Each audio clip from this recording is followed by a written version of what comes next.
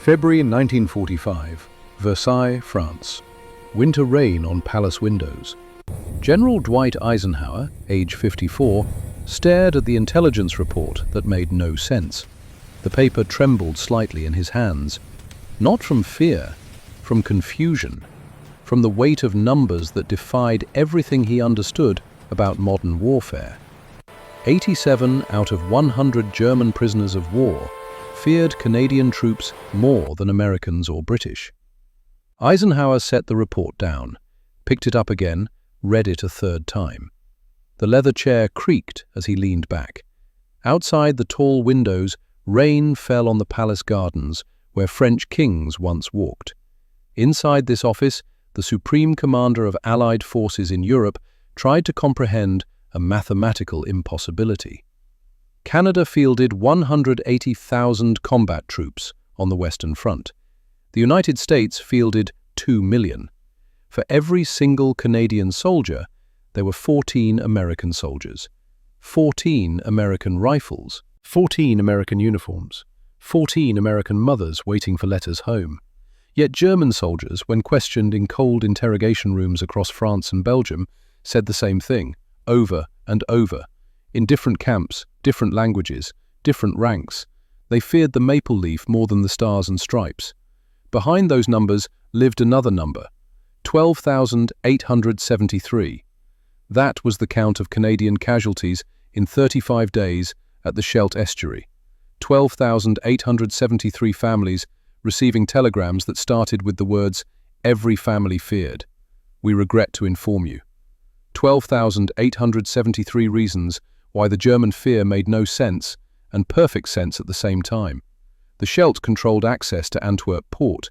Without Antwerp, 4,000 tons of supplies couldn't reach Allied armies each day: fuel for tanks, ammunition for rifles, bandages for the wounded, food for the hungry, medicine for the dying. The war's timeline hung on this estuary like a door on rusted hinges. Defending it stood the Wehrmacht's best, veterans who survived Russia's frozen hell, hardened paratroopers who knew how to kill efficiently, concrete bunkers built into flooded polders where water itself became a weapon. These men believed many things about this war, but they believed one thing absolutely. Canadians were the enemy they feared most. 3 other Allied forces had refused the Scheldt mission. The terrain was too deadly, the casualties too high, the probability of success too low. Military mathematics said, no, send someone else, send anyone else. So, they sent the Canadians. What created this reputation wasn't size, wasn't equipment, wasn't some secret weapon hidden in maple forests or prairie wheat fields. The answer to Eisenhower's question would become clear on a dark April night in 1945, when one man with one eye and one Sten gun would prove that fear lives not in numbers, but in certainty. The certainty that some men will never stop coming. Eisenhower called for his intelligence officer. The man entered and stood at attention. "Is this verified?" Eisenhower pointed at the number. 87%. "Yes, sir. Cross-referenced across 12 interrogation centers, the pattern holds everywhere." "The Germans have better intelligence than we do." Eisenhower spoke slowly, carefully. "They've learned something about our Canadian allies that we're still figuring out." The intelligence officer nodded, said nothing, waited. "When you see a maple leaf," Eisenhower continued, "you're in for the fight of your life." The officer wrote it down. Years later, researchers would find these exact words in classified SHAFE files, stamped with dates and signatures, proof that on this February day in Versailles, the Supreme Commander understood what German soldiers had learned through blood and terror. Size doesn't always equal strength.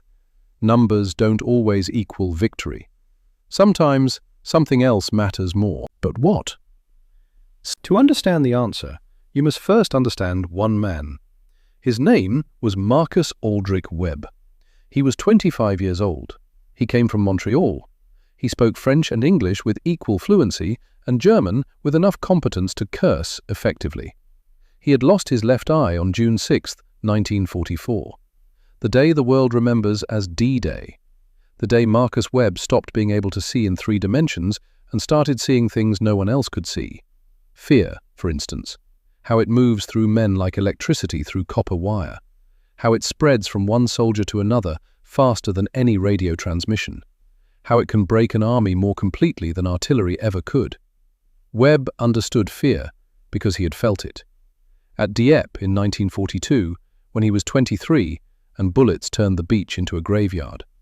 At Juno Beach, when hot metal punched through his eye socket and the world went red, then black, then half bright again. At the Leopold Canal, when he watched good men drown in dark water while German machine guns wrote equations in tracer fire. He felt fear the same as any man. The difference was what he did with it. Most men try to avoid fear. Webb ran toward it. Most men freeze when terrified. Webb moved. Most men pray to survive. Webb prayed his death would matter.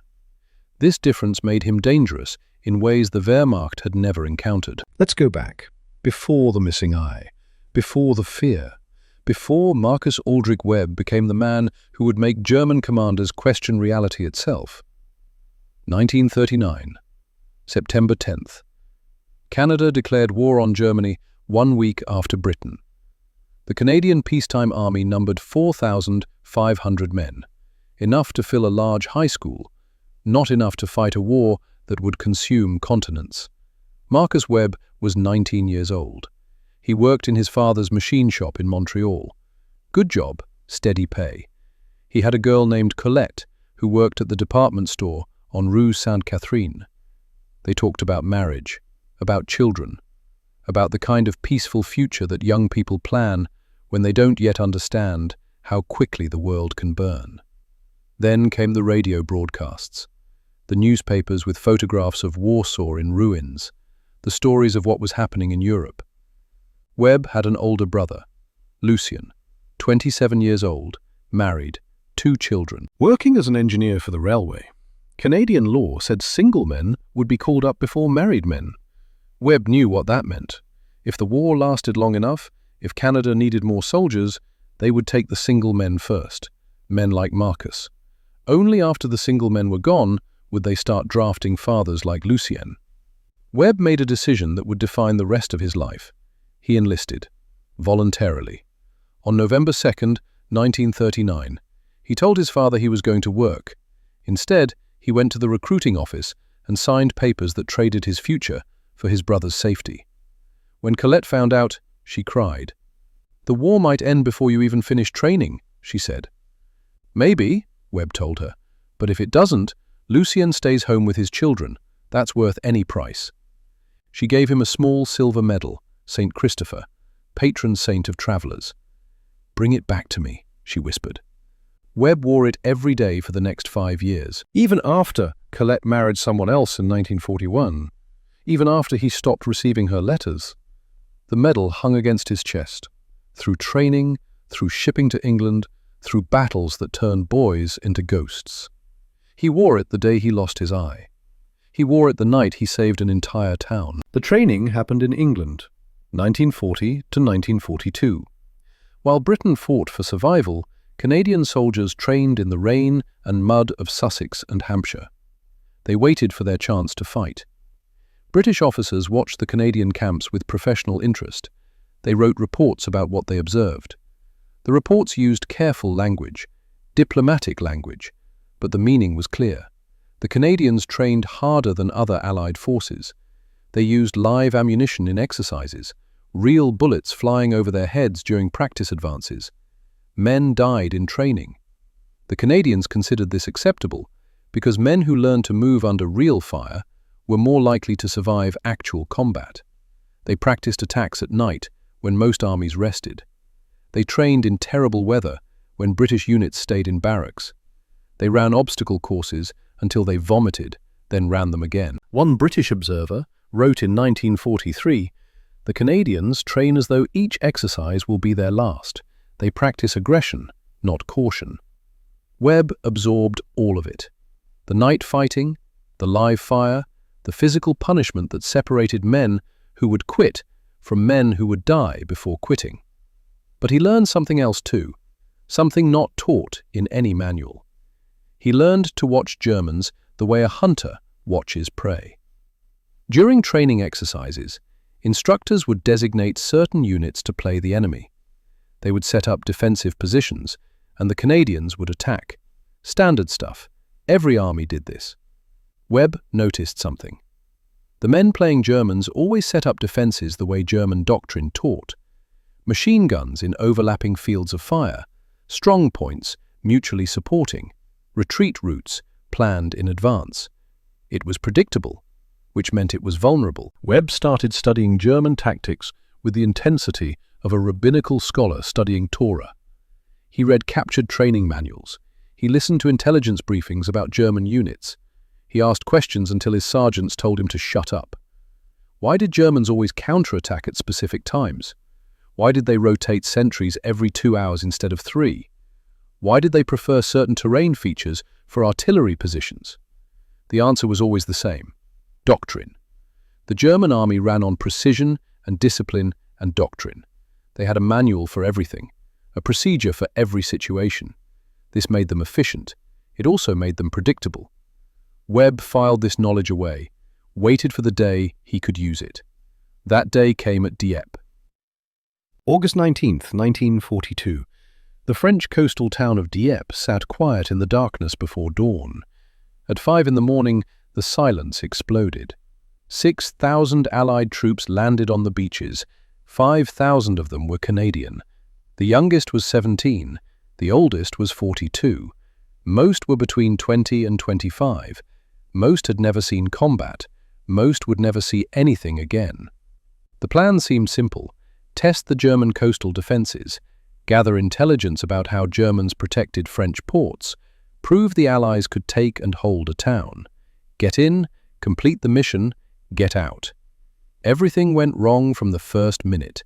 German machine guns sat in perfect positions overlooking the beach. Every weapon had clear views of the sand where Canadians had to run. The naval bombardment before the landing did almost nothing to the German bunkers. The tanks couldn't climb the steep seawall. They sat on the beach like metal coffins while German guns tore them apart. The Canadians ran forward into a storm of bullets. Marcus Webb was 23 years old. This was his first battle. He carried a Lee Enfield rifle and 60 rounds of ammunition and a pack that weighed 40 pounds. He jumped from the landing craft into water that came up to his chest. Cold, dark, filled with bodies already floating face down. He waded toward the beach. Machine gun tracers made bright lines in the dawn light. Bullets hit the water around him, made small splashes. Funny how small the splashes were, considering what the bullets could do to human flesh. Webb reached the shingle, stones instead of sand. Impossible to dig into, no cover, nowhere to hide, just open beach and German guns and Canadians dying. He found a depression, maybe 6 inches deep. He pressed himself flat, made himself small.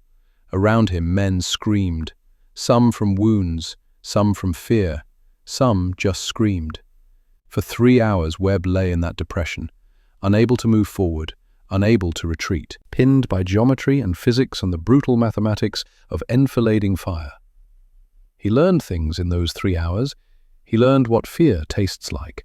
Copper, like sucking on a penny.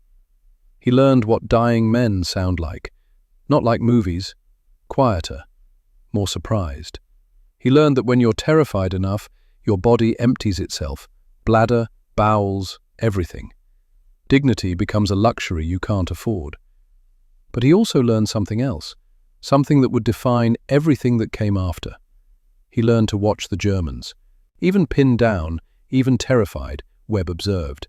He counted the rhythm of machine gun bursts, noted when they paused to reload, watched how German soldiers moved between positions, saw which bunkers had telephone wires running to them. He memorized everything. At 2 in the afternoon, the order came to evacuate. Those who could move retreated to the boats. The wounded who couldn't walk were left behind. The dead stayed where they fell. Webb made it back to the landing craft. Alive, unwounded, lucky. 3,367 other Canadians weren't as lucky. 907 died on that beach. 1,946 became German prisoners. The Royal Regiment of Canada lost 94 out of every 100 men. The beach looked like a graveyard. Destroyed tanks, bodies in the sand, blood in the water. The operation was a complete disaster. But the German reports told a strange story. Major Hans Fischer was a German intelligence officer at Dieppe. 3 days after the battle, he wrote his after-action report. The report sat in German military archives until 1946, when Allied investigators found it. Fischer wrote, "Despite complete tactical failure, Canadian troops continued attacking for 9 hours. Companies reduced to a handful of men still attempted to advance. Wounded soldiers provided covering fire for their comrades' withdrawal. We expected surrender. We received defiance." He wrote something else, too, something that would be repeated in German reports for the next 3 years. "These soldiers do not recognize when they should quit." Fischer noted German casualties, 591 killed or wounded. That number shocked the German command. How could defenders in strong, fortified positions, fighting against an amphibious assault, lose so many men? One German company commander wrote about what he saw. "They came back for their wounded under fire. 3 times we watched men run onto the beach, retrieve fallen comrades, and return to cover while we fired upon them. This is not normal behavior." Not normal. The Germans were starting to learn what normal meant when it came to Canadian soldiers. And normal was not a word that applied. Webb returned to England. The regiment reformed. New men arrived to replace the dead. They looked at Webb and the other Dieppe survivors with a mixture of awe and fear. "What was it like?" they asked. Webb didn't answer. Couldn't answer. How do you explain watching friends die? How do you describe the sound of bullets hitting flesh? How do you tell someone that you pissed yourself and vomited and cried and somehow survived when better men didn't? You don't. You just train harder. Webb requested transfer to reconnaissance platoon, small units that operated ahead of main forces. Scouting, intelligence gathering, the most dangerous job in the infantry. His sergeant asked why. "Because I want to see them before they see us," Webb said. "Dieppe happened because we didn't know where their guns were. I want to be the man who finds out." They approved the transfer. For the next 18 months, Webb trained in reconnaissance and night operations and silent killing. He learned to move without sound, to see in darkness, to read terrain the way scholars read books. He also studied German more seriously, listened to recordings of German radio intercepts, memorized military terminology, learned to think in German tactical concepts. His friends thought he was obsessed. They were right, but they didn't understand why. Webb wasn't preparing to fight Germans. He was preparing to predict them, to anticipate them, to be inside their decision loop before they made decisions. When you can predict what your enemy will do, you're no longer fighting them. You're playing them like a piano. June 6, 1944. Webb got his chance to play. D-Day, Juno Beach. The largest amphibious invasion in history. American troops struggled at Omaha Beach and Utah Beach. British forces faced fierce resistance at Sword Beach and Gold Beach. The Canadians landed at Juno Beach. They faced some of the strongest German defenses on the entire coast. Yet by the end of that first day, the Canadians drove further inland than any other Allied force, 9 miles deep into France. The German 716th Infantry Division fell apart trying to stop them. Webb was there, 25 years old now, a corporal, leading a 4-man reconnaissance team. They landed in the second wave, water red with blood from the first wave, bodies floating. The beach looked like Dieppe all over again. Same machine guns, same bunkers, same mathematics of death. But this time was different. This time the Canadians didn't stop at the seawall, didn't consolidate positions on the beach.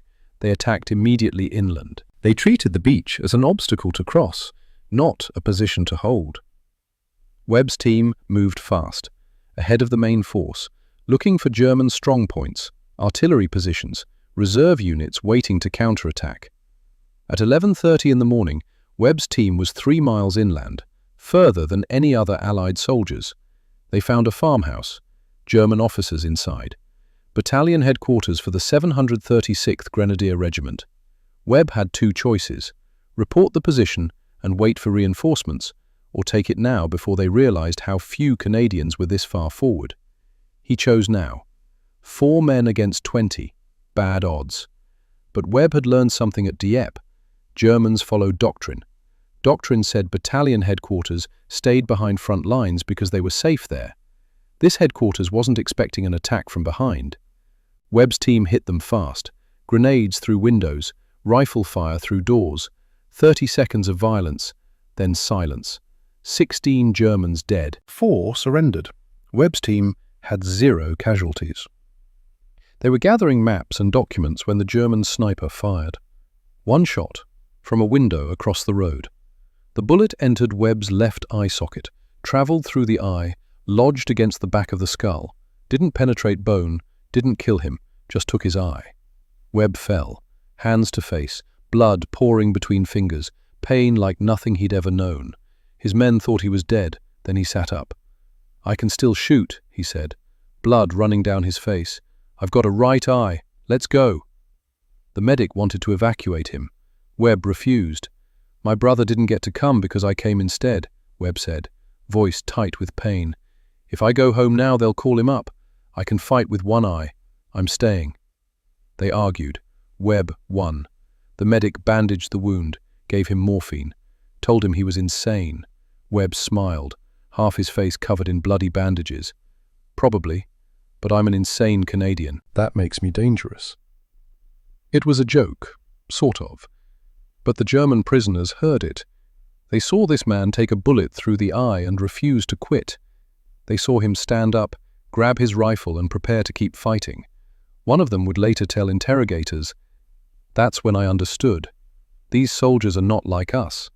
We fight until we have a good reason to surrender. They fight until they're dead." By nightfall, June 6th, the beachhead was secure. The Canadians had driven 9 miles inland, further than any other Allied force. They'd achieved every objective, and several they weren't even assigned. Casualties were heavy, 1,074 men out of 21,400 who landed. But the percentage was lighter than most other beaches, despite heavier initial resistance. How? German defenders at Juno Beach reported something that confused their commanders. The Canadians didn't stop at the seawall, like the defenders expected. They didn't consolidate positions on the beach, they attacked immediately inland. One captured German major explained during interrogation, "We planned for attackers who would secure the beach first. The Canadians treated the beach as something to get past as quickly as possible. They were miles inland before we could establish a proper defense line. Speed, aggression, refusal to accept limitations. This was the Canadian way, and the Germans were learning to fear it." Marcus Webb spent 2 weeks in a field hospital. They cleaned the wound, removed bone fragments, fitted him with a patch over the ruined eye. Doctors told him his war was over. 1 eye meant loss of depth perception, loss of peripheral vision, loss of the stereoscopic sight necessary for accurate shooting. "You're going home," they said. Webb said no. "I can adjust to 1 eye," he told them. "Snipers close 1 eye anyway when they aim. I'll be fine." "You won't pass the medical review." "Then I'll fail it quietly and stay with my unit." They tried to force the issue. Webb went AWOL from the hospital, walked back to his regiment, showed up 3 days later like nothing happened. His commanding officer was furious. "Webb, you can't just leave the hospital." "Did I leave? I thought I was taking an unauthorized reconnaissance of the local terrain, sir." "With 1 eye?" "I still have 1 good eye. That's 1 more than a blind man, and he can fight with sound and touch." "I can manage." The CO stared at him, this strange, stubborn, 1-eyed corporal who refused to accept that losing half his vision meant losing his purpose. "Fine," the CO finally said. "You stay, but you're my problem now. Anything happens to you, it's on my head." "Nothing will happen to me that wouldn't happen anyway, sir. And if it does, I'd rather die with my friends than safe at home, knowing they died without me." The CO nodded. What else could he do? This was the Canadian way. You didn't quit, you didn't surrender. You fought until the war ended, or you did. Webb returned to reconnaissance, learned to compensate for the missing eye, turned his head more to see peripherally, judged distances by memory and experience rather than stereoscopic vision. In some ways, the missing eye made him better. He had to be more careful, more observant, more aware of everything around him, and he developed a reputation. The one-eyed corporal who wouldn't die, who walked through German fire like it was spring rain, who found enemy positions that no one else could find. Soldiers called him lucky. Webb didn't believe in luck. He believed in understanding the enemy better than they understood themselves. October 1944. The Scheldt Estuary, Belgium. The war was entering its final phase. The Allies needed to open the Belgian port of Antwerp to supply their armies, but the Germans controlled the Scheldt Estuary, the waterway leading to the port. Without clearing this area, Antwerp was useless. The mission fell to the Canadians because no other Allied force would accept it. The terrain was a nightmare. The Scheldt region was mostly flooded farmland called polders. Water covered everything. Narrow, raised roads called causeways were the only dry ground. German soldiers dug into strong defensive positions. They had artillery, machine guns, and clear views of any approaching enemy. The rain fell constantly. Cold water soaked through uniforms and boots. Mud sucked at every step. Allied planners estimated 16,000 casualties would be needed to capture the Scheldt. They assigned the mission to 1st Canadian Army. Corporal Marcus Aldrich Webb, age 25, one eye, 3 wound stripes on his sleeve, would spend the next 35 days learning what hell looked like when it flooded. And he would discover something about himself, something about fear, something about how one man with the right knowledge at the right time could change the mathematics of war itself. But that discovery was still ahead. For now, in October 1944, Webb just knew one thing. The Germans were waiting. And this time, they knew the Canadians were coming. October 22nd, 1944, 3:15 in the morning, the Leopold Canal. Corporal Marcus Webb crouched in the darkness 200 yards from Blackwater. Behind him, 96 men from the Royal Hamilton Light Infantry checked their gear for the 3rd time in 10 minutes. Hands moved over rifles, grenades, ammunition pouches. The familiar ritual of men about to do something that might kill. The canal stretched 135 feet across. On the far side, German machine guns waited in concrete bunkers, MG-42s, 1,200 rounds per minute. The Germans called them Hitler saws because of the sound they made when firing, a sound like ripping canvas, a sound that meant death. Webb had been watching those bunkers for 2 weeks. Every night he crawled close enough to smell cigarette smoke from German sentries, close enough to hear them talk about home, about food, about women they missed, close enough to count the rhythm of their routine. He knew they changed guards every 2 hours, knew the new guards were always tired for the first 15 minutes, knew they positioned their machine guns to cover straight across approaches because that's what doctrine taught. Doctrine, always doctrine. Webb's reconnaissance had given him something else, something the Royal Hamilton's commander didn't quite believe until Webb drew it on a map with steady hands. The current. At 3:47 in the morning, not 3:30 like the Army tide chart said, the current in the Leopold Canal would reverse for exactly 18 minutes, just long enough. How did Webb know this? Because he'd watched the water every night, watched debris float past, watched the direction change, timed it with the precision of a watchmaker timing a movement. The Army charts were wrong, based on Portsmouth tables adjusted for local time, but the Leopold Canal connected to the Scheldt Estuary, which had unique tidal harmonics. Webb didn't know the science. He just knew what he saw. Water doesn't lie. The men carried barn doors, actual doors torn from destroyed farmhouses. 24 doors. Each one would carry 4 men plus 60 pounds of equipment. Engineers had tested them. 240 pounds of sandbags. The doors floated. Barely. German soldiers across the canal had watched the preparation with binoculars during daylight. They laughed. Crazy Canadians building rafts. Let them try. The canal was a killing ground. Had been for 3 weeks.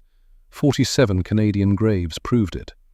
But those 47 men had tried crossing at the wrong time, when the current was wrong, when German guns expected them. Tonight would be different. Webb hoped. 3:25 in the morning. The men carried their barn door rafts to the water's edge. Temperature 38 degrees Fahrenheit. Water 41 degrees. Cold enough to kill in 20 minutes if you fell in and couldn't get out. Each man wore 60 pounds of gear, rifles, ammunition, grenades, radios wrapped in rubber bags. If they fell in, the weight would drag them down like stones. They would drown wearing their uniforms and boots and all their gear. Everyone knew this. No one spoke about it. Webb checked his watch. 16 minutes until the current reversed. 16 minutes to wait in darkness, while German flares occasionally lit the sky and machine guns swept the shoreline with speculative fire. Private Anderson crouched next to Webb, 22 years old, fair hair, couldn't swim. Webb knew this because Anderson had told him 3 days ago. "Corporal Webb," Anderson whispered, "if I fall in." "You won't fall in. The current does the work. You just hold on." Anderson pulled out a photograph. Even in the darkness, Webb could see it was a young woman, pretty, dark hair. "Rachel," Anderson said, "we're getting married when I get home." Webb looked at the photograph, looked at Anderson's young face, saw himself at 23 on the beach at Dieppe, saw all the men who didn't make it home to girls who waited. "Then hold on tight, son. Wedding's waiting." Anderson nodded, put the photograph away, checked his rifle again. Webb understood. When you're about to do something terrifying, you need something to hold on to. A photograph, a medal, a promise. Anything that reminds you why living matters. 3:30 in the morning. A German flare shot up, turned night into harsh white day. MG-42s swept the shoreline. Tracers made bright lines across the darkness. The Canadians froze in the shadows, didn't move, didn't breathe, waited for the flare to die. Across the canal, in a concrete bunker, Hauptsturmführer Klaus von Steinberg watched through binoculars. 40 years old, veteran of Crete and Russia, commander of this sector. He'd been expecting a Canadian attack since midnight. Intelligence had intercepted radio chatter about a special operation at 0300 hours. Von Steinberg had put all his men on alert, machine guns manned, artillery plotted, everything ready. The Canadians would attack at 3:30. That's what the tide tables said. That's when attackers would have the best current. Von Steinberg had studied the same charts. He knew when they would come. He was right about when, wrong about where. 3:40 in the morning. Webb checked his watch every 30 seconds. Hands steady, face calm. Inside, his heart hammered like a machine gun. What if he was wrong? What if the current didn't reverse? What if his 2 weeks of observation had missed something? What if 96 men died because one-eyed corporal thought he was smarter than army charts? 3:44. Water still flowing east, wrong direction. 3:45. Water slowing.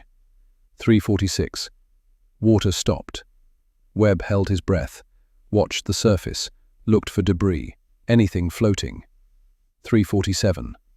The water reversed direction, started flowing west, exactly as he predicted.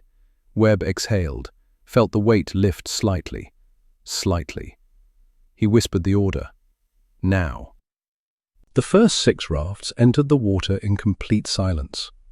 6 barn doors, 24 men. They used fence posts as paddles, dipped them in water carefully, made no sound, let the current do the work. The current pulled them diagonal across the canal, not straight, diagonal, into the darkness where German machine guns weren't aimed.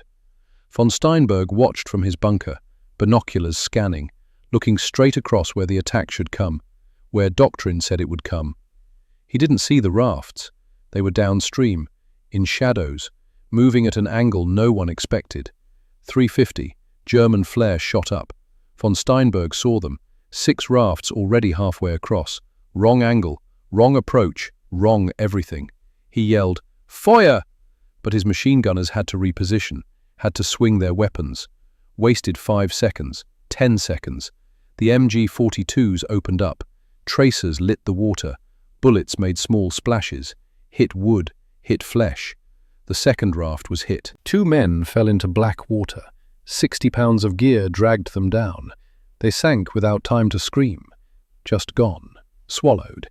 The other 2 men on that raft kept paddling. Wounded. Bleeding. Paddling. Webb's raft was wave 3. Halfway across now. Tracers zipping past. Bullets hitting water inches away, making that distinct snap sound when supersonic rounds pass close. "Paddle steady," Webb said, voice calm, one eye watching the far shore. "Current's got us. Just paddle steady." The man next to him was hit. Shoulder. Screamed. Dropped his paddle. "Hold on," Webb said, grabbed the man's jacket, kept him from falling. "Just hold on." They reached the far bank at 3:56, 200 yards downstream from the main German defensive line, behind their positions, where Germans weren't looking. Wave 1 was already ashore, already shooting back at German positions from behind. Wave 2 landed, then 3, then 4, 5, 6. By 4:07, 82 men were across. 14 dead or missing, drowned, shot, gone. 82 men established a bridgehead 200 yards wide, behind the German line, where they weren't supposed to be. Von Steinberg realized what happened. The impossible had happened. They'd been flanked, outmaneuvered. The Canadians had used the canal itself as a weapon. He tried to reposition troops, but Canadian fire cut down the first counterattack, then the second. By dawn, Canadian engineers were building an actual pontoon bridge. Reinforcements poured across. The bridgehead became a breakthrough. Von Steinberg wrote in his diary that night. The diary would be found after the war. The entry for October 22nd said simply, "They crossed water we thought impossible. They used the canal itself as a weapon." This is not normal military thinking. This is something else. Something else. The Germans kept using these words, as if Canadians were something other than soldiers, something they didn't have a word for. The battle for Leopold Canal lasted 3 more days, house to house, bunker to bunker. The Canadians advanced meter by meter through flooded fields and ruined farms. Webb's reconnaissance team stayed ahead of the main force, finding German positions, calling artillery, clearing paths. On October 24th, Webb found an abandoned German aid station in a farmhouse. Wounded German soldiers lay on the floor. Medics worked with limited supplies. 1 doctor, 3 nurses, trying to save lives with what they had. Webb's team could have taken them prisoner, should have taken them prisoner. Instead, Webb left his morphine supply on a table. 2 full boxes, 20 ampules, enough to ease pain for hours. He marked the building with white cloth, visible to both sides, then left. One of his men asked why. "Because they're medics," Webb said, "and wounded men don't care which flag their morphine comes from." The German doctor was there, 43 years old, named Dieter Hoffmann. He survived the war. In 1961, he wrote about that day in his memoir. The enemy who fought most fiercely also showed unexpected mercy. We did not understand these men. November 1st, 1944, Walcheren Island. The final obstacle in the Scheldt campaign. British 52nd Lowland Division was assigned to take it. Made little progress. The terrain was impossible. Flooded fields. German bunkers on every dry spot. Artillery zeroed on every approach. Allied command called in the Canadians. Again. 4th Canadian Armoured Division prepared to attack in boats designed for river crossings, not open water. The water was choppy. Wind blew spray. Every man knew this was another suicide mission. Webb volunteered to scout the island 3 nights before the assault. His commanding officer said no, too dangerous. They'd already lost 2 reconnaissance teams. Webb went anyway, took 3 men, left at midnight November 1st, crossed to Walcheren in a small boat, landed on the south shore in darkness. For 6 hours they moved through German territory, silent, invisible, Webb leading. They found what they were looking for at 0400, German ammunition depot. 3 bunkers connected by trenches, guards rotating every 2 hours like clockwork. Webb's team observed until 0530, noted the pattern, counted the guards, measured distances. Then Webb made a decision that wasn't his to make. He crawled forward alone, left his team in cover, moved 300 yards through darkness to the nearest bunker, placed demolition charges, set timer for 0600, crawled back, collected his team, returned to their boat. At exactly 0600, the ammunition depot exploded. The sound rolled across Walcheren like thunder. German soldiers thought it was artillery barrage, thought the Canadian attack was starting early.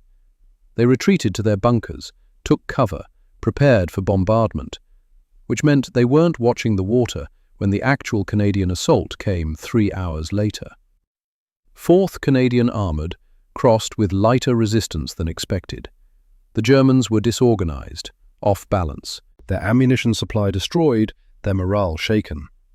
Webb's unauthorized demolition work saved an estimated 200 Canadian lives.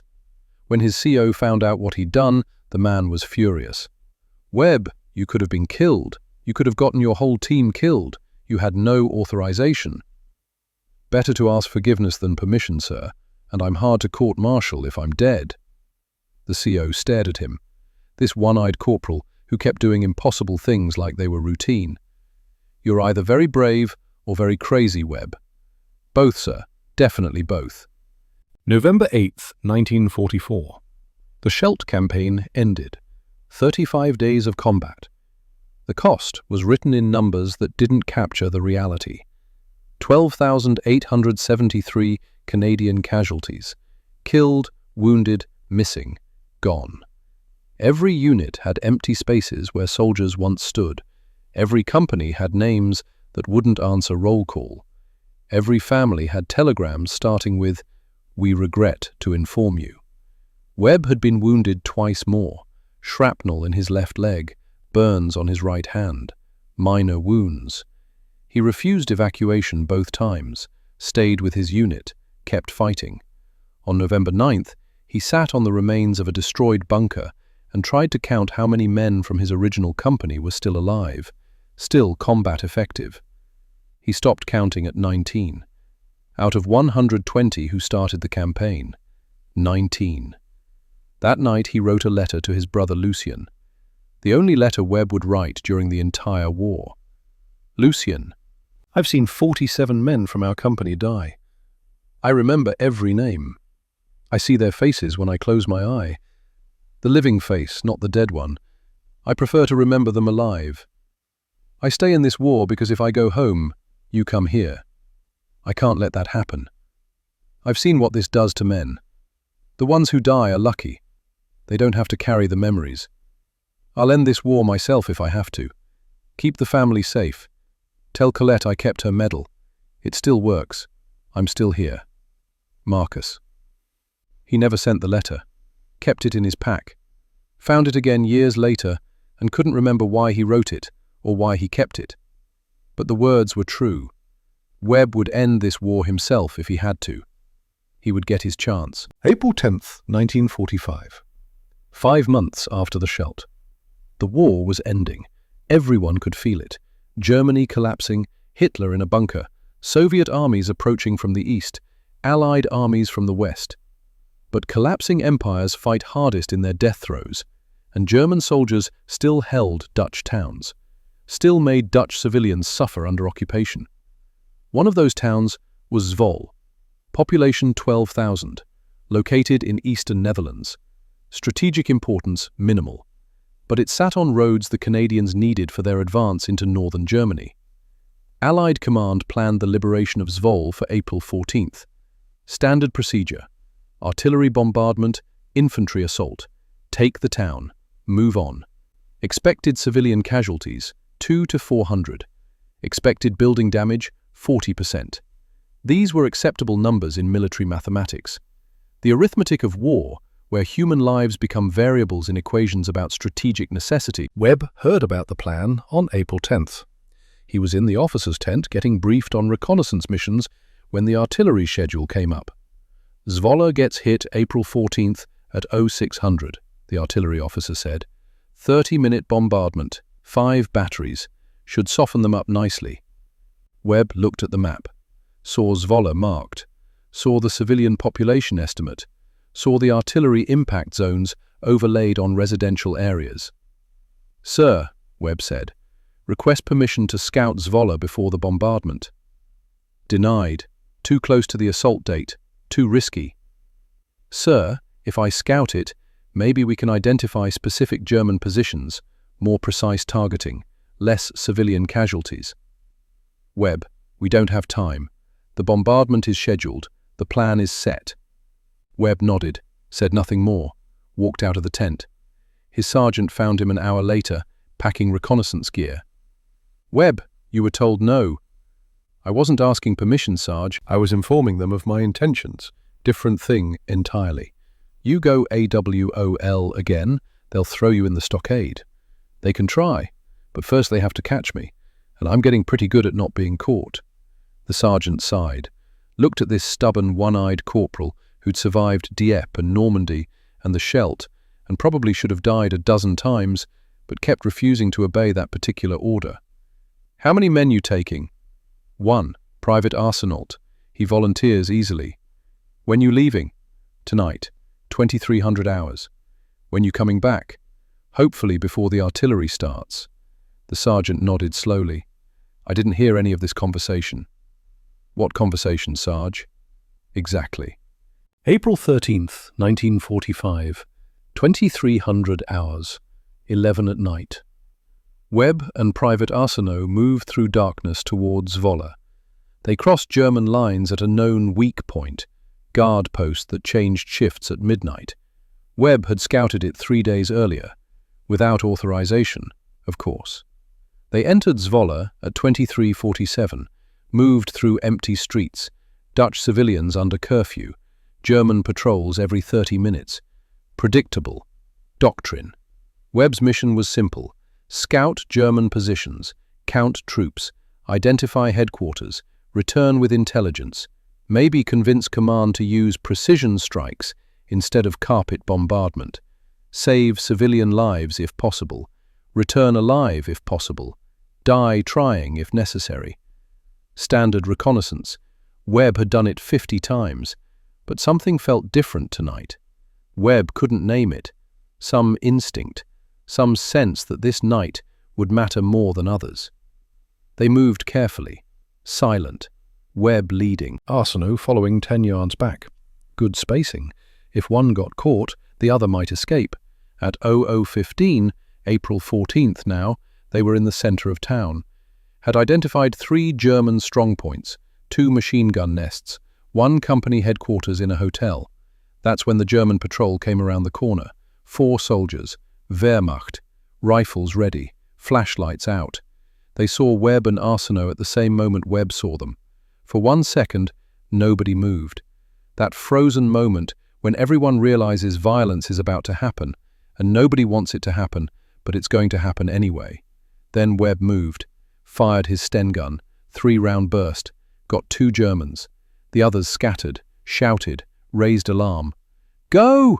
Webb yelled at Arsenault. "Back to lines!" They ran, German voices behind them, more soldiers coming, the town waking up like a kicked anthill. They made it 3 blocks. Then Arsenault went down, shot through the thigh, arterial bleeding, bad. Webb dragged him into an alley, applied tourniquet, Arsenault's face white, shock setting in. "You gotta leave me," Arsenault gasped. "Not a chance." "Webb, you can't carry me and fight." "Watch me." Webb got Arsenault on his back, fireman carry, started moving toward the town's edge, made it 2 more blocks. German patrol cut them off. Webb put Arsenault down, fought, killed 1, wounded another, but more were coming, too many.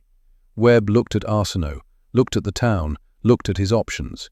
He could stay, die fighting beside Arsenault, achieve nothing. He could flee, maybe make it back to Canadian lines, but Arsenault would be captured or die. Or he could do something no sane person would do, something that made sense only to a one-eyed corporal who'd learned at Dieppe that Germans were predictable, and at Normandy that he could think faster than they could, and at the Scheldt that one man with the right knowledge could change everything. He could finish the mission alone. Not the scouting mission, a different mission. He could take the entire town, by himself, before the artillery killed 400 civilians. It was an insane idea, impossible, suicidal. Webb had done impossible things before. "Arsenault," he said quietly, "I'm going to get you out. But first I need to do something." "What?" "I'm going to liberate this town." "Webb, you got shot in the eye, not the head, right? Go back to Canadian lines. Tell them to wait on the artillery. Wait until I signal." "Signal what?" "They'll know when they see it." Webb reloaded his Sten gun, checked his grenades. 8 left. Not enough. Would have to be enough. He helped Arsenault to a house, knocked on the door. Dutch civilian answered, terrified. Webb spoke in broken Dutch. "Canadian, he needs help. Hide him until our army comes." The Dutchman saw Arsenault bleeding, saw Webb's patch over his missing eye, saw determination that looked like madness. He nodded, pulled Arsenault inside. Webb turned away, walked back into the darkness of Zwolle. One man, one eye, one Sten gun, 8 grenades, against 493 German soldiers who had no idea what was about to happen to them. It was 0047, April 14th, 1945. Marcus Aldrich Webb had 9 hours until the artillery bombardment would destroy this town and kill hundreds of civilians. He intended to save them all, or die trying. In his pocket, the St. Christopher medal Colette gave him 6 years ago pressed against his chest. Patron saint of travellers, protector of those on impossible journeys. Webb smiled, one-eyed smile, half his face visible, the other half in darkness. "All right then," he said to the empty street, to the darkness, to the war, to himself. "Let's end this." And he walked forward into the darkness like he owned it. Behind him, Private Arsenault watched through a window, watched his corporal disappear into shadows, thought about praying, didn't know what to pray for, so he just whispered, "Good luck, you crazy bastard." The night swallowed Webb whole, and somewhere in the darkness, a one-eyed Canadian corporal began to fight an entire German garrison, alone. April 14th, 1945, 50 minutes past midnight, Zwolle, Netherlands. Marcus Webb moved through darkness like smoke. One eye, one gun, 8 grenades, against a German garrison that outnumbered him 493 to 1. The odds didn't matter. Webb had learned something in 5 years of war, something the textbooks didn't teach, something you could only learn by watching men die and somehow surviving when better men didn't. Fear travels faster than bullets. If you can make the enemy fear something that isn't there, you can defeat numbers that should defeat you. Webb had 8 hours before Canadian artillery would destroy this town. 8 hours to make 493 German soldiers believe they faced an entire battalion. He started at 0100. North side of town, German vehicle depot. 6 trucks parked in a square. Guards smoking cigarettes. Relaxed. This far behind lines, they felt safe. Webb crawled to within 30 yards, silent, patient, one eye watching, judging distances, calculating trajectories. He pulled the pin on his first grenade, held it, counted 3 seconds, threw.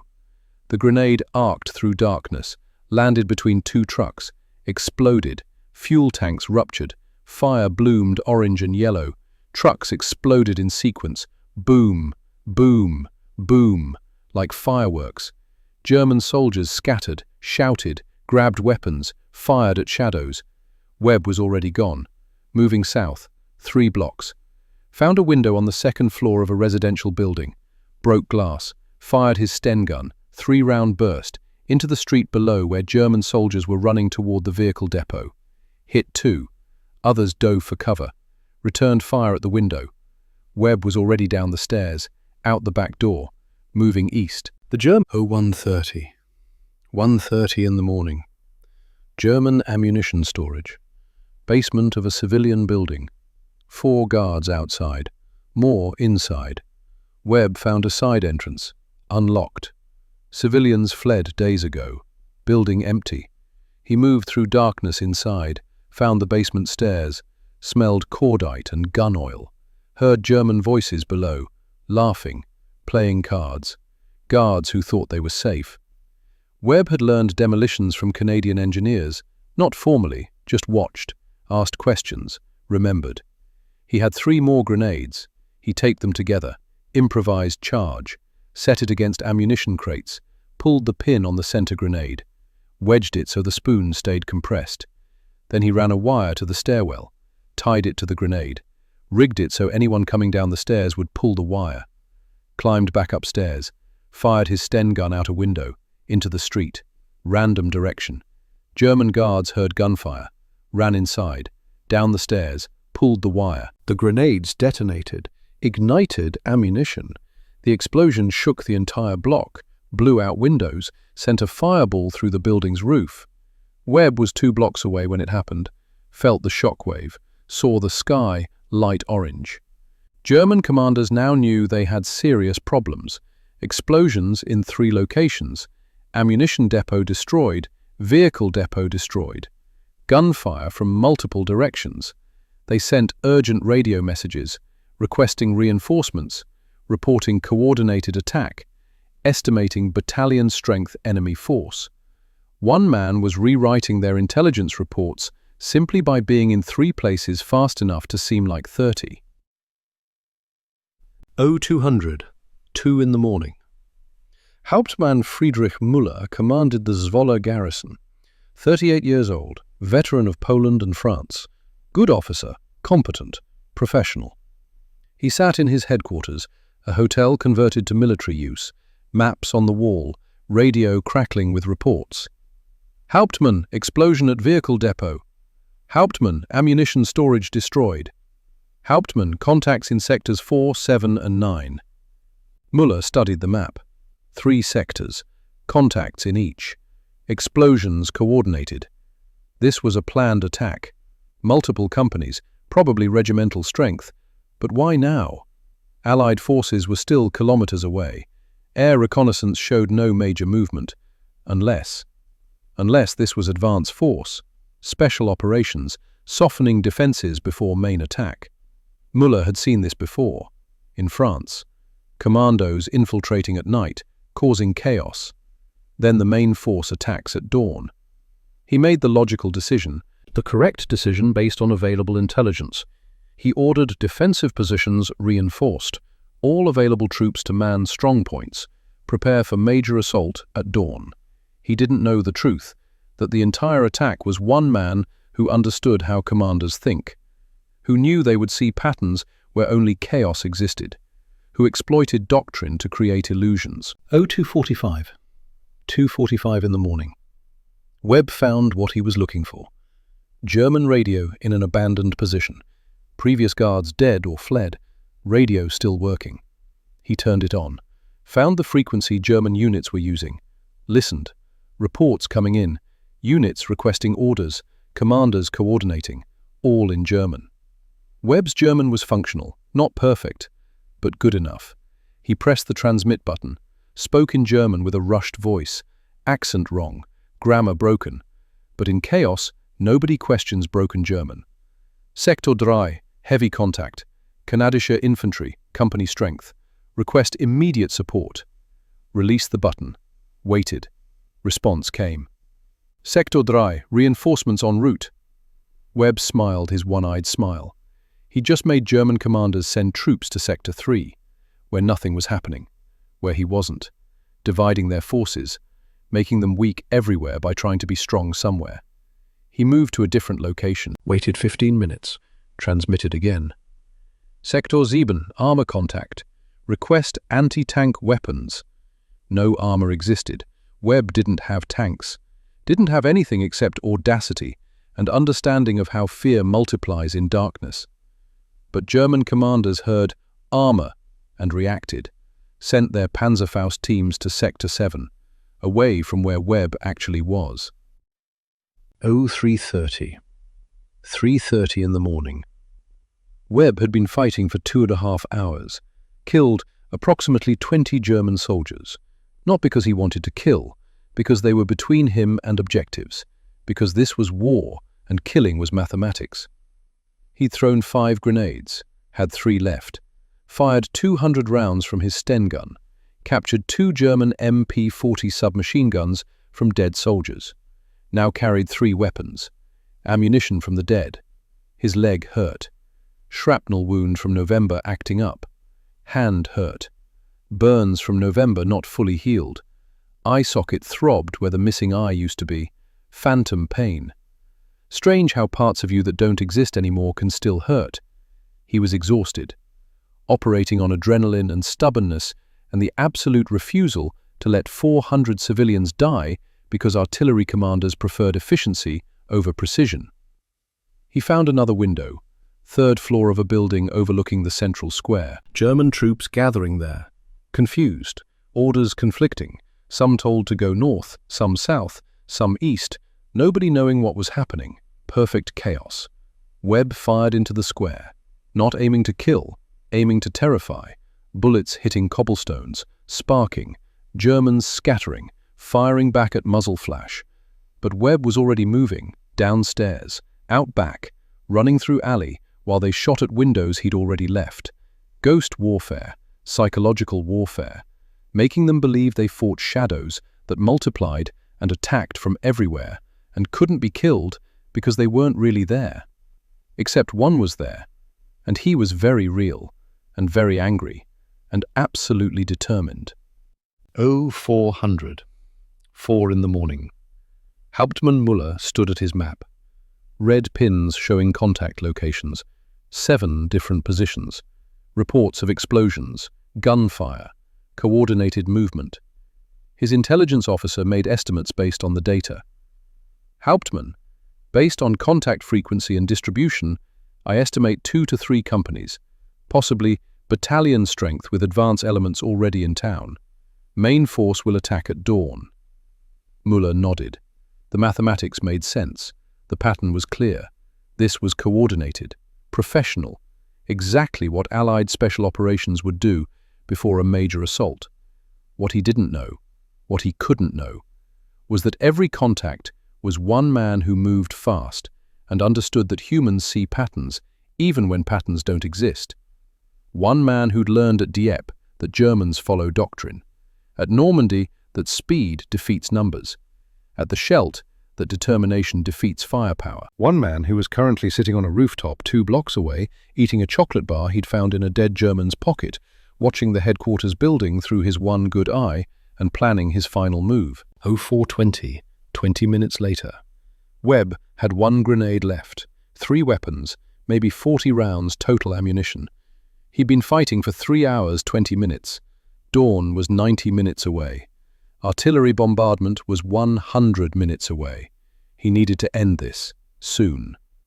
He worked his way to the building adjacent to German headquarters, climbed to the roof, looked across 15 feet of gap to the headquarters roof, jumped, landed hard, leg screamed, ignored it, found a skylight, looked down into the building, saw Müller and officers around a map, discussing, planning. Webb could throw his last grenade through the skylight, kill them all, decapitate the command structure. He didn't, because killing commanders wouldn't make the garrison surrender, would make them fight harder. Leaderless units fight desperately. Commanded units can be reasoned with. Webb needed Müller alive and convinced he was beaten. He climbed down from the roof, found a side window, looked inside. Radio room, 1 operator, back turned. Webb smashed the window with his rifle butt, pointed the gun at the operator. Hands up! The operator froze, raised hands, young, 20, terrified. Webb entered, moved fast, grabbed the radio microphone, kept his gun on the operator. Sit, don't move, don't make sound. The operator sat, trembling. Webb studied the radio, found the main command frequency, the one Muller was monitoring. He pressed transmit, spoke in English, clear, loud. All Canadian companies, this is Recon 3. Primary objectives secured. Converge on Central Square. Repeat, converge on Central Square for final assault. Released the button.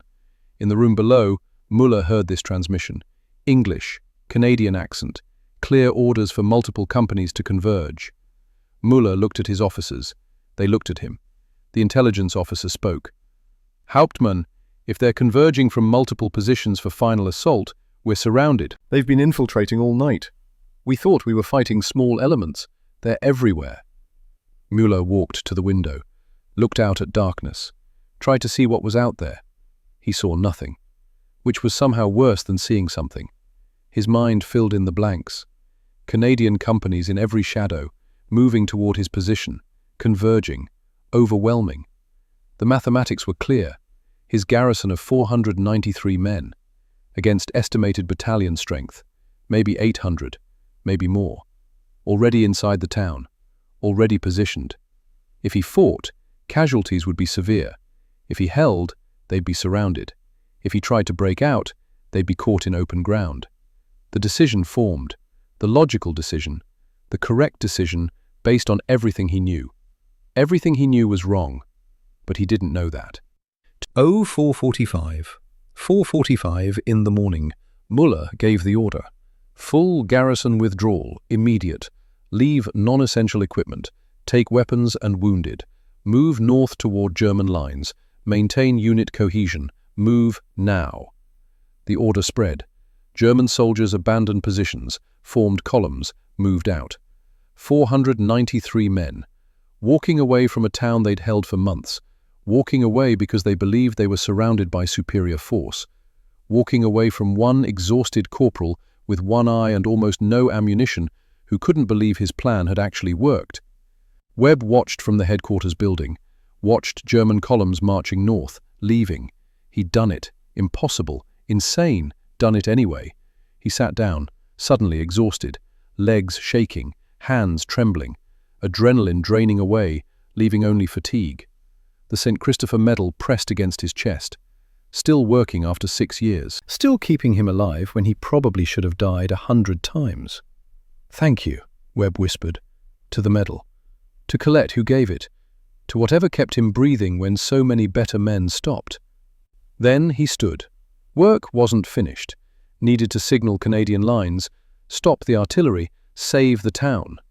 He found German flare gun, fired 3 red flares, signal for all clear.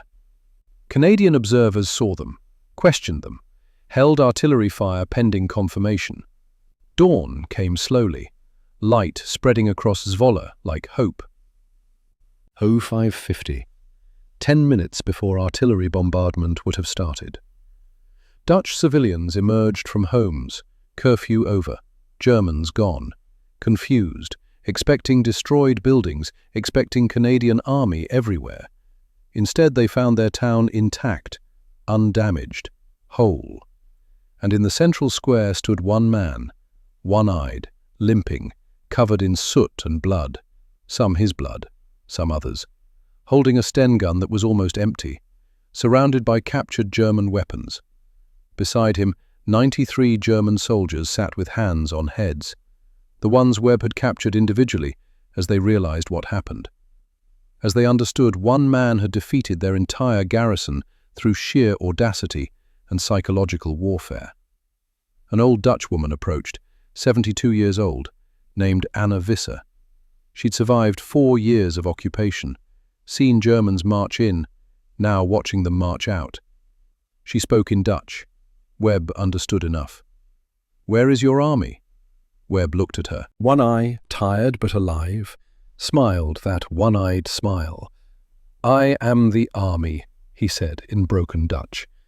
She stared, didn't understand, looked around for other soldiers, saw none. "You?" She pointed at Webb. "One man?" "One man," Webb confirmed. She started crying. Other civilians came, saw Webb, saw the Germans he'd captured, understood slowly what had happened, 12,000 people saved by one stubborn corporal who refused to accept that mathematics should determine morality, who believed saving 400 civilians was worth risking one life, even if that life was his own. 0600, 6 in the morning. Canadian troops entered Zwo, expecting battle, finding peace. They found Webb sitting on the fountain edge in the central square, eating a German ration bar, drinking from a canteen. 93 prisoners sitting nearby under guard of Dutch civilians who'd found weapons. The Canadian major commanding the advance force stopped, stared, tried to process what he was seeing. "Corporal Webb." "Sir." "Where's the German garrison?" "Retreated north. 493 men. Left at 0445. "And these prisoners?" "Ones who figured it out too late. 93 captured." "By who?" Webb gestured at himself. "Me, sir." The major looked at Webb, at the prisoners, at the intact town, at the Dutch civilians who were bringing flowers, actual flowers, to give to Canadian soldiers who'd liberated them. "Corporal Webb, did you just liberate an entire town by yourself?" "Sir, I had help. The Germans cooperated by being predictable, and Private Arsenault drew their attention initially before getting wounded." "Where is Arsenault?" "Dutch civilians have him, 2 blocks west, needs medical attention." The major nodded slowly. "Webb, you're either getting a medal or a court-martial, possibly both." "I prefer the medal, sir. Court-martials are uncomfortable." Despite everything, the major laughed. "Get yourself to the medics. That's an order you will follow." "Yes, sir."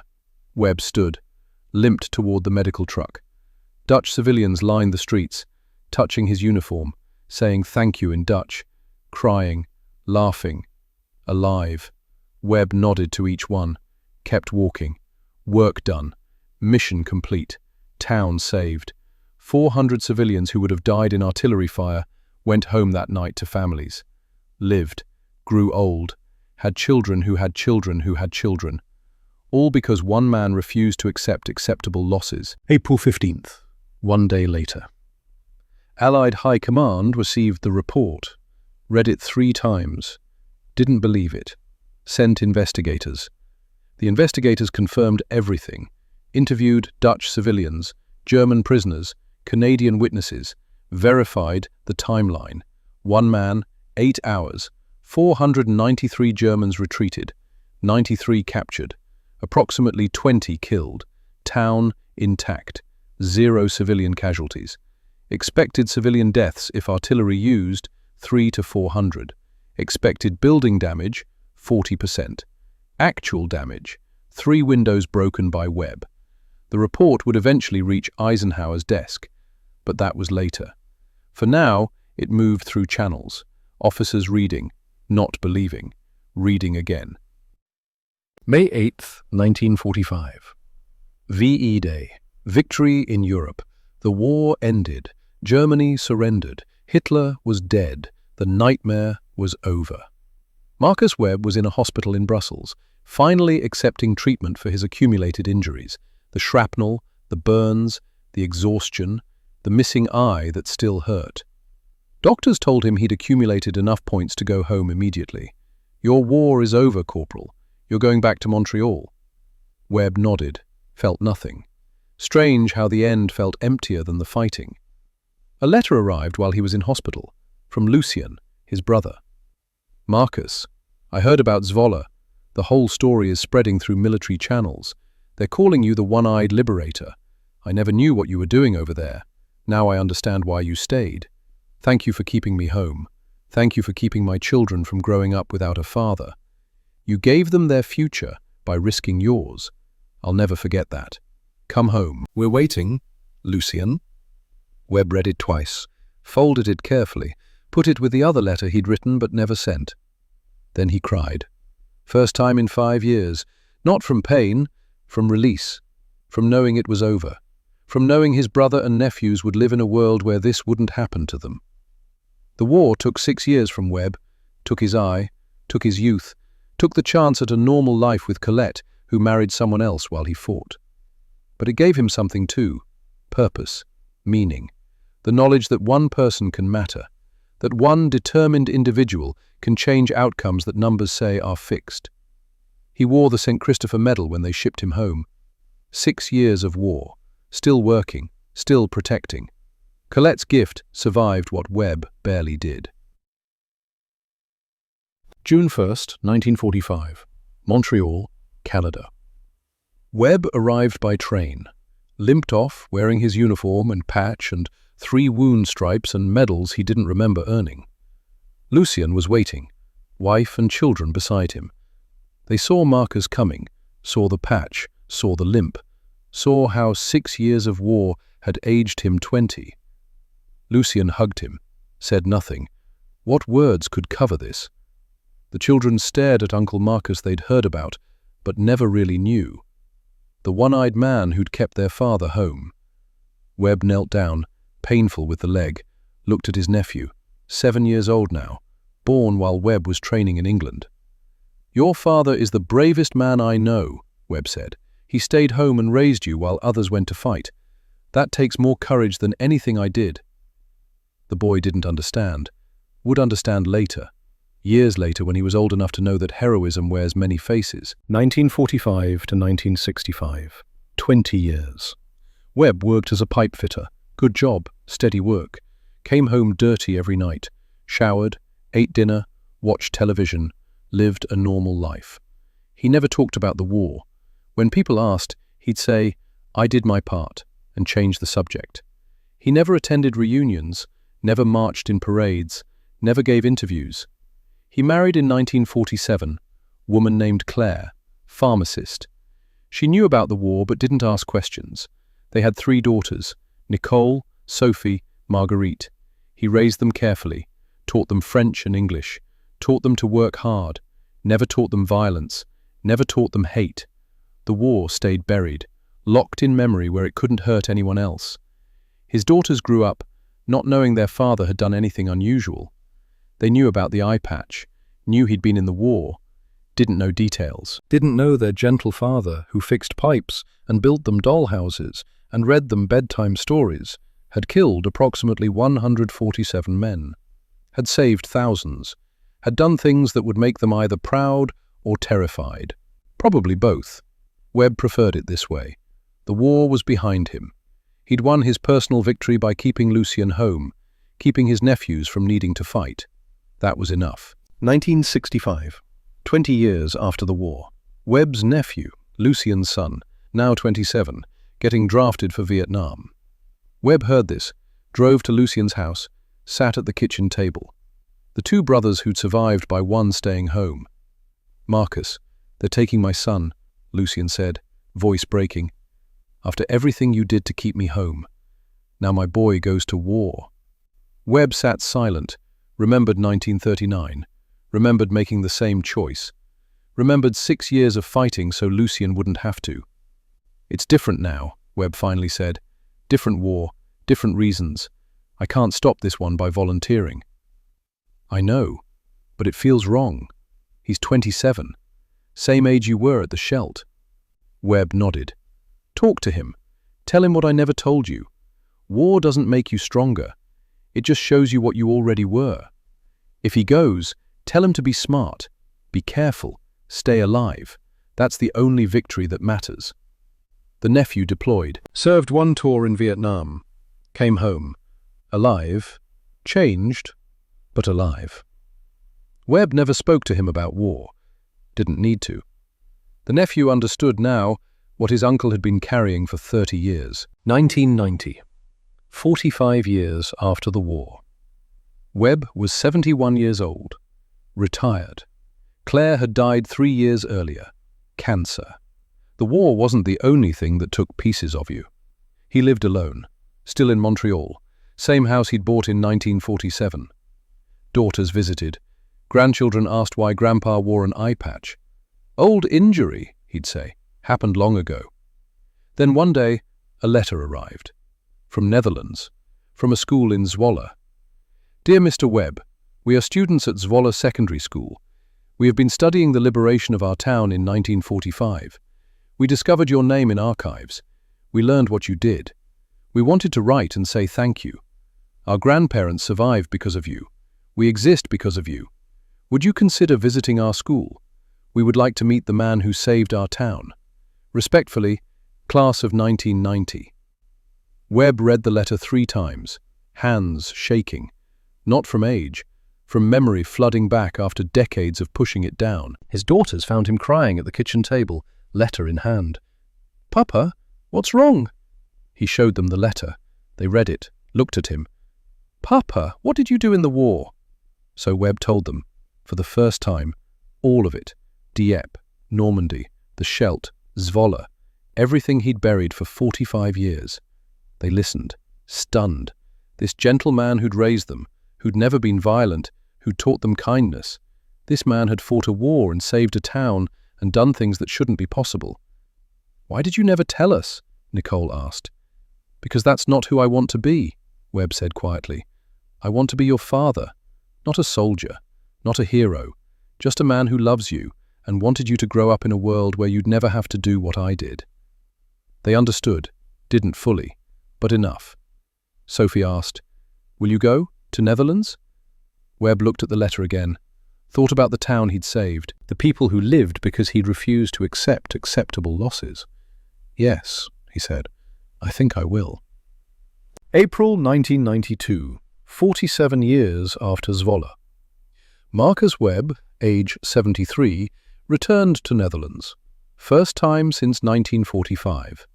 The school arranged everything: hotel, transportation, ceremony. When Webb's plane landed in Amsterdam, Dutch television was there, newspapers. The story had spread. The one-eyed liberator returning to the town he saved single-handedly. Webb was uncomfortable with attention, tried to deflect. "I just did my job. Any soldier would have done the same." A reporter asked, "But they didn't." "You did. How did one man defeat an entire garrison?" Webb smiled his one-eyed smile. "I understood they were just men, not monsters. Just men who followed training and doctrine and could be predicted. Once you understand how someone thinks, you can make them see what you want them to see." April 14th, 47th anniversary of the liberation. Zwolle held a ceremony. 12,000 people lined the streets, the entire town. 3 generations, children who existed because Webb saved their grandparents. Webb walked through the town square, slowly, cane in hand, old leg wound from the Scheldt acting up in cold weather. People touched his coat as he passed, crying, saying thank you, in Dutch, in English, in languages that didn't need words. Then Webb saw him, standing near the fountain, older man, 85 years old, wearing a suit too nice for an ordinary Tuesday, looking at Webb with recognition and something else, respect, maybe fear, maybe both. Hauptmann Friedrich Müller, who commanded the garrison 47 years ago, who ordered the retreat that saved his men's lives and Webb's plan. They hadn't seen each other since that night.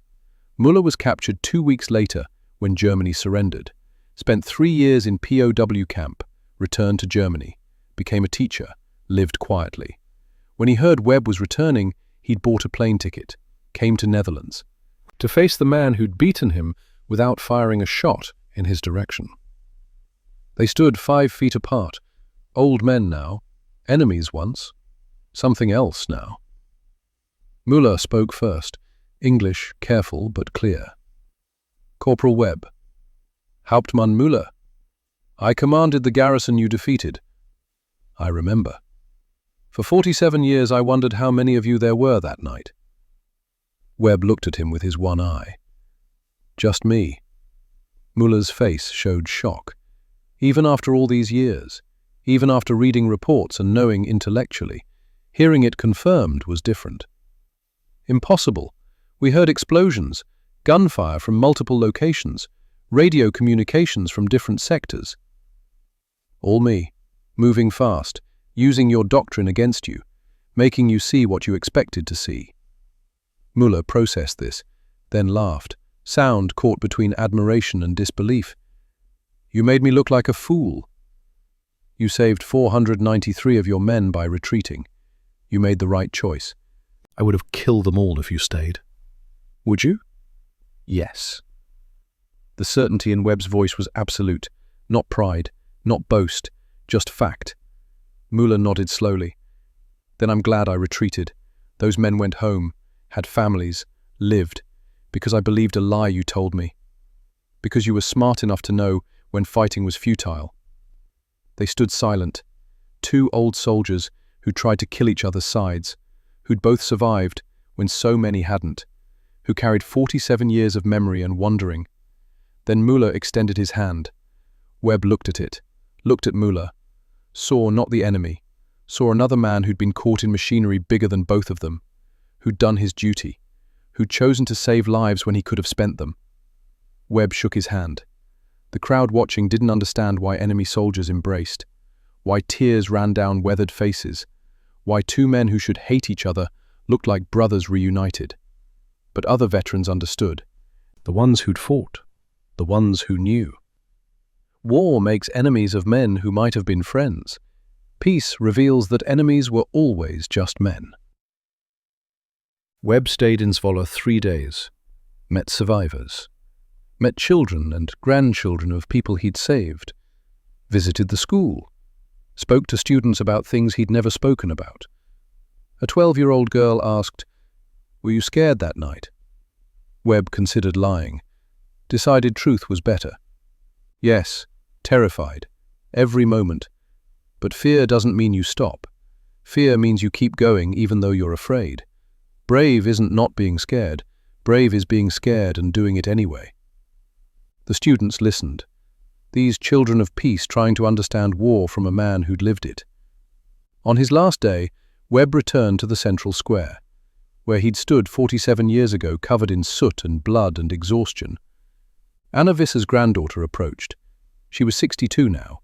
Her grandmother had died in 1987 at age 104. "My grandmother spoke of you often," she said. "She said you were the man who saved us.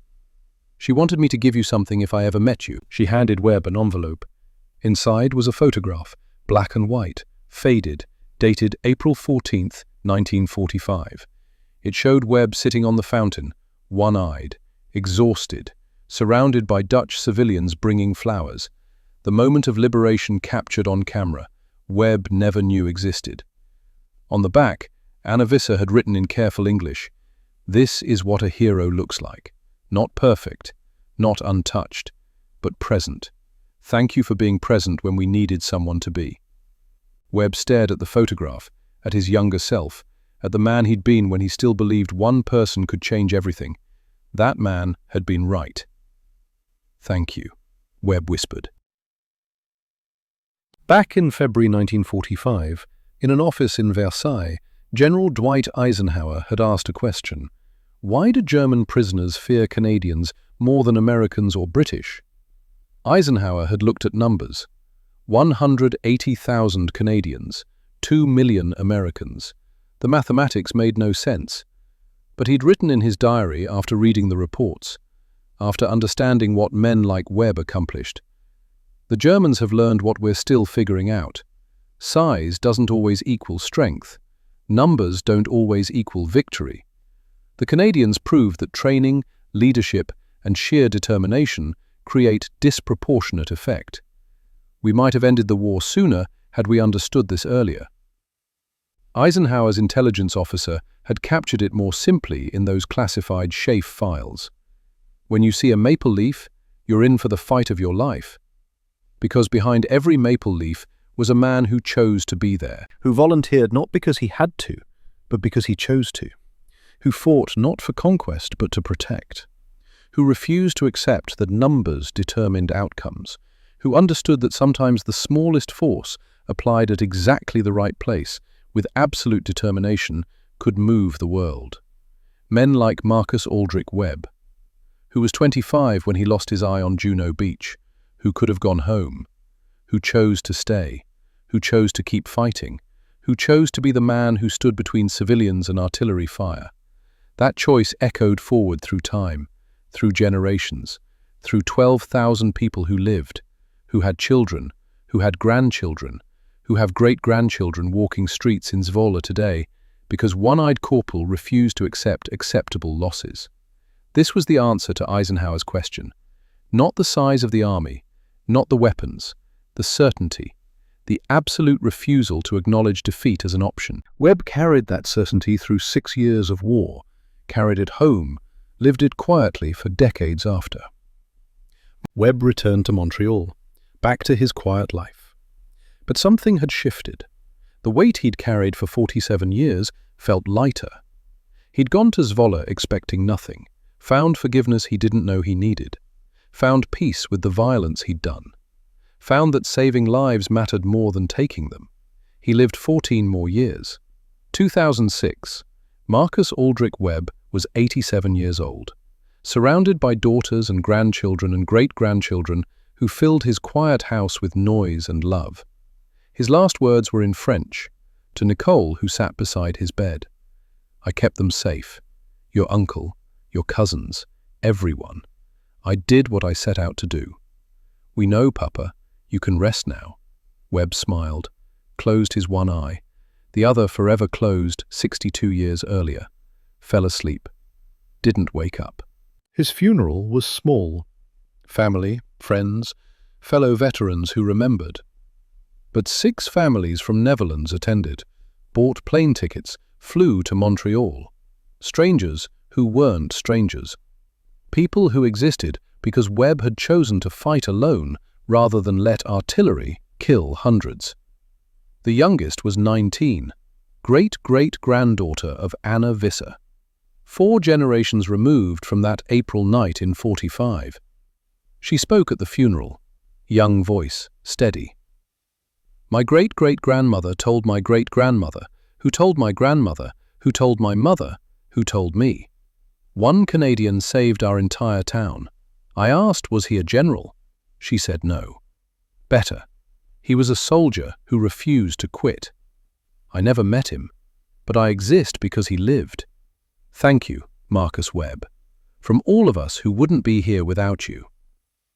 They buried Webb in Montreal. Simple grave, no grand monument.